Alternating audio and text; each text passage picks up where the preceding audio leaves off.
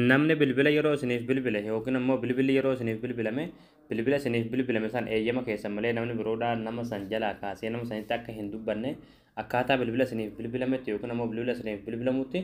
qulfii godhachuu dandeessan isin barsiisa. Qulfii san yoo beeke malee namni biroodhaa eeyyama keessan malee bilbila isiniif bilbilame san jechuudha nama isiniif bilbila san jalaa kaasee nama sanitti dubbatuu hin danda'u. Egaa daawwattoon kiyya waan kana akka namni baay'een argeetti fayyadamu viidiyoo kan laayik sheer gochuun nafaa turan argama. Hayya daawwattoon kiyya dursa appii tokko bilbila keessatti gad buufatu appii kana gabbuufachuudhaaf as Google Chrome keessatti galtanii achi booda bakka sarchii kana tura tokkoof kilikni gootu achi booda bakka sarchii kanarratti gola Oromiyaatti ni barreessitanii gola Oromiyaa achi booda gola Oromiyaa kan jiru irratti ni baasira tura tokkoof kilikni gootu ammallee asirratti gola Oromiyaa kan jiru kana tura tokkoof kilikni gootu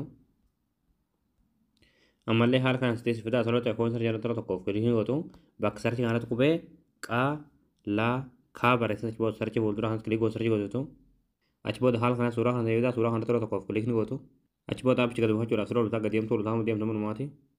achi booda dhumarratti qalama diimaan kan barraa yaappees tokko buufadha akka jiru jalatti daawulood kan jirti daawulood taasisatanii aappii kana bilbila keessatti gad buufatanii hayya daawwattoon kiyya aappii gad buufatanii yeroo galtan aappiin kana haala kanaan isin banamaa asirratti enable lock kan jiru haala kanaan oonii gootu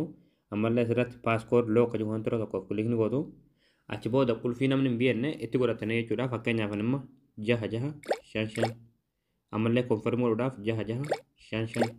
egaa daawwattoon kiyyaa kun akkuma sirriitti argaa jirtan amma successful jira jechuudha amma hidhamee jira jechuudha booda namni yeroo bilbila isiniif bilbilu yookiin immoo yeroo namni bilbila isiniif bilbile san abadan eeyyama keessan malee namni biroodhaa qulfii kana yoo hin beekne kaasuu hin danda'u jechuudha haala kanaan bilbila isiniif bilbilamutti qulfii godhatanii bilbila keessan fayyadamuu dandeessu.